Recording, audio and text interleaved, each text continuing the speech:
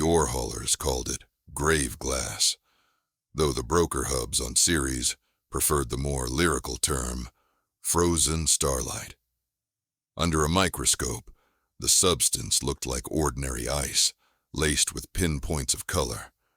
But if you darkened the room and let a single photon pass through the lattice, the crystal glowed from within, storing the light the way lung tissue stores breath. In the market corridors of the belt, a thumbnail sliver could buy a pressurized hab or cancel the kind of debt that ended families. The material was currency precisely because almost no one could reach it. It lay only in the perpetual shadow of Mercury's polar craters, a realm colder than Pluto, while a few dozen kilometers away, sunlight hammered the planet at temperatures that liquefied zinc. Asha and Ketty's crawler crested the rim of Goda crater and started the long descent into that darkness. Her suit hooed, dimmed automatically, yet the scenery disappeared beyond the landing lamps. Just a tunnel of light sliding down a wall of night. She could feel the tug in her abdomen, the gradual loss of microgravity, as the crawler switched to mag clamps on the slope. And she looked at the gauge, showing minus 183 Celsius outside. Prime conditions. Any warmer, and the crystals would begin to sublimate, their cages bleeding photons into the void. Any colder, and the fractured basalt became so brittle, a drill strike could avalanche half the rim onto the dig team. Hopper 4, status, came the voice of shift lead Orloff through the band. Green across the board, Asha answered, fingers dancing over the controls. We'll be at Site 12 in 15. Make it 10. Transport telemetry says a tethered sun skiff just decelerated in the Hermes lane. Unscheduled manifest. Asha's mouth went dry. She glanced at co-pilot MX Delgado. Their shoulders drew tight at the same moment. Sun skiffs rode the solar wind, and most were harmless. Pilgrims on microsails doing their grand tour of Sol. But an unscheduled skiff on the Hermes lane, right when 3 hoppers were inbound with empty holds, smelled wrong. It smelled like Solari. Even thinking the name conjured heat. The Solarii called themselves a church, but miners used older words. Zealots, Death Eaters, assassins. They believed the sun was a living god, one who demanded that humankind return every stray photon. That meant no orbital mirrors, no reactor torches, and certainly no frozen starlight bottled in Mercurian ice. Last season, a Solari strike cell knifed into the Shackleton operation on Luna's south pole. 16 miners frozen, their hoard melted under an improvised heliostat that snapped every sensor in the low orbit. The solar church posted the hollows as a sermon. Asha tapped out an acknowledgement to Orloff, throttled forward. The mag clamps kicked, dragging the crawler faster down the slope. Behind her, the drill team secured themselves in jump seats, 7 figures swaddled in onyx suits, headlamps twitching. The cargo hold yawned empty. 4 articulated tubs with vacuum-rated seals, awaiting 10, maybe 11 tons of the most valuable substance in the inner system. If they could take core samples and be topside before the Solari made landfall, the Hall ship Atalanta might boost to Cassini Station under stealth. If not, she shut the thought down. Survive first, worry later. Delgado patched the hopper's sensors through the cockpit glass. Pale wire frames overlaid the black, vector traces of 3 sister crawlers switching plots to shorter, more dangerous spirals. Someone had volunteered a prayer to Thoth on open band, a superstition from the first surveyors, and the god's name floated like a ghost until Orloff killed the channel. The crawler bottomed out on the crater floor with a thump no pressurized suit could muffle. The lamps illuminated an alien sea, frozen in mid-tempest. Ebony dust dunes rose like breakers. Between them glinted irregular plates, as if someone had spilled a furnace of molten mirror that cracked as it cooled. That was just regolith glassed by ancient impacts, but Asha could already see the deeper shine beneath. The almost imperceptible rainbow refraction that marked buried vaults of starlight. She remembered her first harvest a decade ago, fresh off a scholarship she'd torched by hacking university telescopes. The foreman, a humorless Haitian woman named Briere, had told her, "The ore sings when you free it. Listen close." Asha thought it a metaphor, until the drill broke the ice, and a chord like distant choirs vibrated up her arms. Not sound exactly, but a pressure in the teeth, the embryo of a song that might bloom if you stood very, very still. Since then, she'd walked the darkest trenches of Mercury, and each time the crystal began to hum, it reminded her that all stars shared the same childhood, and maybe memories too. Delgado brought the rig to a halt over coordinates pre-scouted by drones. Hydraulics hissed as four-footed stabilizers punched into the dust. The drill team disembarked. The moment their boots cleared the ramp, they vanished in night, headlamps cut to preserve the crater's chill. Only Li Hung kept theirs on, a single white bead so the rig could track their movements. Asha stayed in the cab, feeding power to the thermal lances. Orlov's voice returned, muted, as if he had half swallowed the mic. Unscheduled skiff confirms Solari. 6 warm bodies in halo suits. They've detached 2 arc gliders for descent. ETA? Asha asked. 15 minutes to Twilight Ridge. After that, depends how stupid they feel. Copy. She opened a team channel. We're on the clock, folks. Strike, core, bin. 60% yield is fine. Anything above that, bonus will make you blush. The lances screamed into life. Vapor plumed, freezing mid-spray into glitter. Then the deeper drills bit. Asha watched layers scroll on sensor. Powdered regolith. Brecciated basalt. Then the dense band they wanted. Ice-like temperature spike despite vacuum. She triggered the cryo traps that snapped around the borehole and pumped helium vapor to keep the find at delta C minus 200. Already the hum began. So faint her ears might be inventing it, but the HUD confirmed a micro-vibration coupled to photon emission inside the shaft. Frozen starlight, waking. For 7 minutes the operation sang. Core rods rose gleaming, each segment inserted by robot arms into coffin-sized tubs. Iridescence danced across the metal. The first tub sealed itself with a hiss. Then Lee's bead jerked in the dark. Asha zoomed optical. Lee crouched near the third drill head, one gloved hand on the ground. Their voice hissed on band. Hearing something. Not from the crystal. From above. The cockpit radar blinked. 6 aerial returns where the crater wall met the star-sprayed sky. Arc gliders, riding thin ion thrusters, meant for high altitude on Venus, but repurposed for silent assault. Their delta V allowed them to float across the crater, like seeds. "Pack it," Asha ordered. "Hard seals. Cut lines in 30 seconds. No one argued. The drills sheared from the borehole with explosive bolts. Hinged doors snapped over the wounds to keep sunlight out later. Any heat could destroy the deposit for a century. The miners climbed the ramp as the second tub clanged shut. "Del, dust us!" Asha shouted. Delgado punched vent valves. Nitrogen plumes kicked up a blizzard of fines, throwing up a curtain of glare. Through it, Asha saw the first glider, touch down maybe 300 meters out.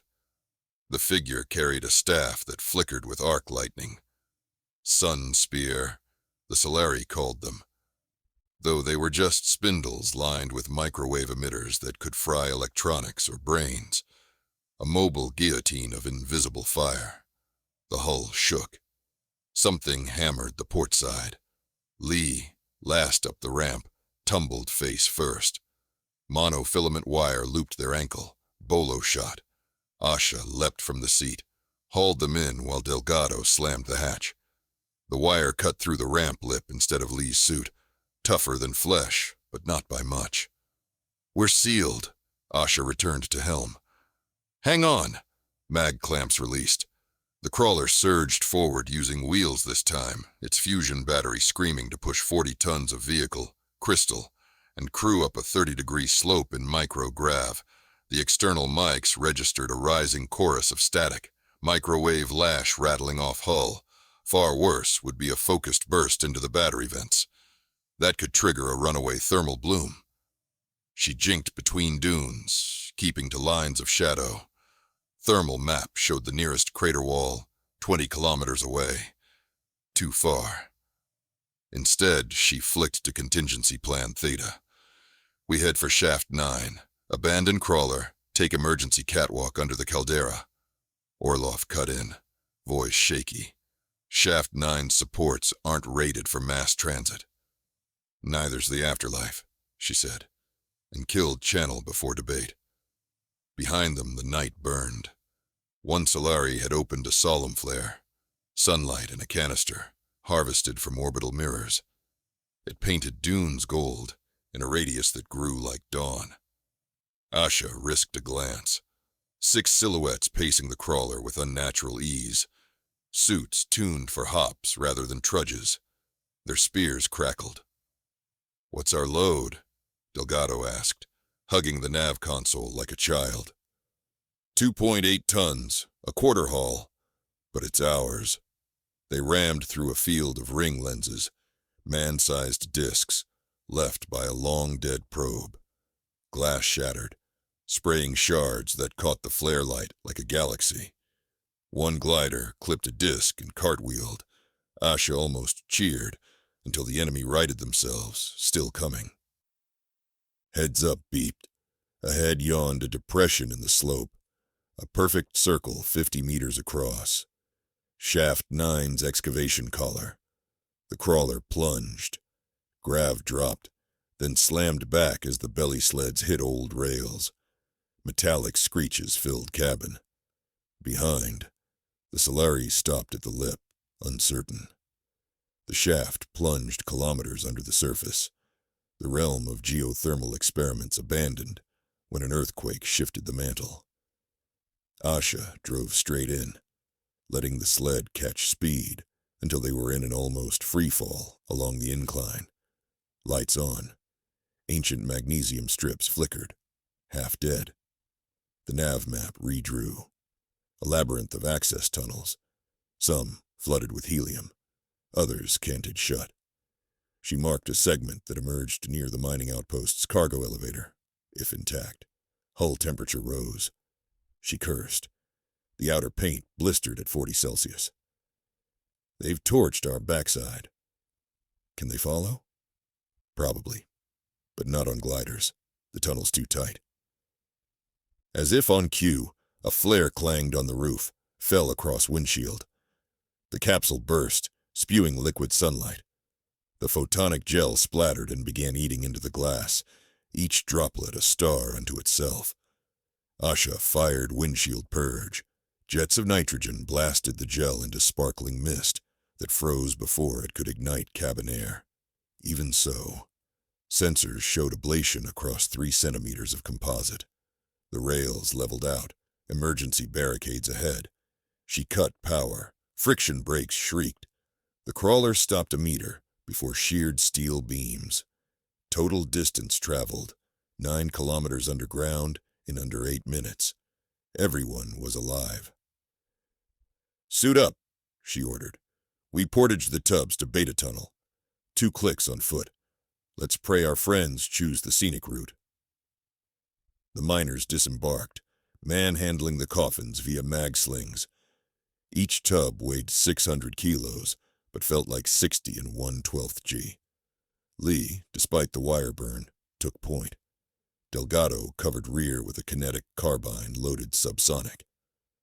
Asha armed her own blazer. She tasted metal in her mouth, adrenaline and recycled air. The tunnel air was still, colder than the surface. Ice rinded the walls. Their boots left no print, only little stars where heat leached. The hum of crystal made each footfall feel like sacrilege. After one silent kilometer, the tunnel opened into a natural cavern collapsed from above. Broken pylons formed a jungle gym across the void. "Sensors?" Asha whispered. Delgado pinged infrared. Nothing. Which meant, of course, that something was wrong. Solari gear used Starlight transceivers invisible to standard spectrums. Absence wasn't comfort. The miners began crossing the beam bridge. Below lay a black gap maybe 50 meters deep, the bottom littered with drill heads like shark teeth. Halfway across, Asha heard the choir in her molars swell, then break. The coffin in her sling shook. Light leaked between floor planks, tiny motes skating out of the seals like plankton. "Tub 3 breach," she called. "Rate?" Orloff asked. "Minimal, but growing. Stop!" They lowered the coffin. The latch must have warped during chase. Asha knelt, hands delicate despite gloves. If too much starlight escaped into the cavern, it would vaporize any moisture and trigger a thermal cascade, an explosion of ice crystal and photon flash. Worse, the crystals themselves would be lost, their wages, their survival ticket. She was aligning the gasket when Delgado screamed. A shaft of radiance punched from the darkness, slicing through Delgado's abdomen. The sun spear beam liquefied suit layers, water vapor vented in a white geyser. Delgado toppled, no sound, air stolen by vacuum. Asha threw herself sideways behind a steel girder. Muzzle flash flickered as Orloff fired blind. One shot pinged. A Solari assassin howled as projectiles shattered their faceplate. Another zealot bounded into view, spear whirling, energy arcs bit into the bridge. Beams snapped, miners and coffins alike pitched. Asha grabbed the breached tub's sling, jammed a piton into girder, clipped line. The coffin swung into empty air, dangling. Lee kicked off a column, tackled the spear-bearer. They tumbled, weapon clattering. Microwaves burst free, catching Lee in shoulder. Their suit smoked, but held. With a roar, Lee drove a mining pick through the zealot's visor. A thin spray of evaporating blood blossomed, crystallizing into red snow. 2 more Solari emerged. The miners were 5 left alive. 4, if Delgado had bled out. Odds ugly, but Asha saw opportunity. The dangling coffin, a lantern leaking nascent dawn. She unclipped her harness, seized micro-cutter from belt, and welded the coffin's upper seam partly open. Photons bled faster. The hum grew to roar. She set the coffin oscillating with a shove, then shouted on external speakers, "Hey, firelickers!" The zealots turned. Asha dove behind pylon and triggered her suit's beacon, a flare of laser light, right onto the leaking coffin. The extra photons pushed the crystal toward critical mass, the threshold where lattice collapsed and energy discharged at once. In essence, a bomb. She counted 3 heartbeats. Jumped. The coffin detonated like a silent supernova. The cavern filled with white. Shockwave tore girders, hurled bodies. Air flash-boiled. For an instant, shadows painted walls like X-rays. Then all went dark again, dust settling as silver ash. Asha's suit alarms screamed, pressure loss in left forearm, temperature spike at calf. She was alive, somehow. She pushed to hands, vision swimming. Light drifted like snowflakes, motes of liberated starlight seeking purchase. The bridge was gone. So were the Solari. Lee clung to a jag, one leg mangled but raising a thumb. Orlov breathed hard on channel. 2 others answered weakly. Delgado, no signal. "Report," Asha croaked. 3 functional, Orlov said. 2 wounded. Cargo status. Tub 1 intact. Tub 2, I see it wedged. Tub 4, a pause. Gone. Half cargo, half crew, and Solari's cell neutralized. Asha forced herself upright. We move, she said. Still 1 bomb's worth to feed our kids. They spent precious minutes building a ropeway across the cavern, using broken spear shafts as anchors. Asha led, hauling Tub 1. Orloff followed with Tub 2 patched. Lee refused stretcher, hobbling. Beyond the cavern they found service elevator B intact. Power still flowed. As the lift ascended, the first seep of dawn gilded the shaft. But they rode within shadow, safe. Asha watched the golden edge crawl over the walls. She pictured the Solari doctrine. Every photon must return. Yet here the miners rose, carrying bottled night. At surface station Elysium Outpost, medtechs rushed them. Asha staggered through triage to control. Windows faced the crater rim, where the Atalanta loomed, her drives spooled. Station Chief Miri Yamamoto ran calculations off a pad. You're late, she said, tone equal parts relief and fury. Solari flagged? We saw interference. Interference resolved, Asha replied. She slid the 2 coffins across decking. Manifest reduced, but the account holds. Miri vented breath. I'll tell Atalanta to dust off in 6. Once cargo's aboard, she'll burn polar to Venus shadow, then slingshot to the belt. Payment clears in 9 days. Asha nodded, though numbers fell around her like snow. She stepped outside airlock onto observation platform. Above, the sun's corona rimmed the planet in a knife of fire. Dayside raged at thousands of degrees, bright enough to turn instruments blind. This side, her side, held cold older than life. Somewhere in that divide, humans scraped a living, converting Starlight into credit lines and family futures. And somewhere else, zealots murdered for a creed that refused to share. Footsteps. Lee, sling around shoulder, joined her. We'll have scars, they said, voice rough. Scars spend well, Asha answered. They watched the carriers load the coffins into Atalanta's belly. Each tub looked small, almost innocent, considering how many lives weighed upon it. Delgado's name already echoed in Asha's head, joining a ledger of the quiet dead she kept since her first day on this forsaken rock. Sun's coming, Lee murmured. Let it, Asha said. She palmed her visor, sealed. The soul of Mercury was shadow, but even shadow needed guardians. And tomorrow the drills would hum again, coaxing silent choirs from the dark, while somewhere, surely, a new Solari cell sharpened their spears. Such was the economy of light and darkness. Frozen starlight for bread, blood for belief. Asha touched the railing, feeling the vibration of the planet beneath, and decided the balance. Fragile, temporary, imperfect, was still worth fighting for. Because in the end, not even a god could swallow every photon.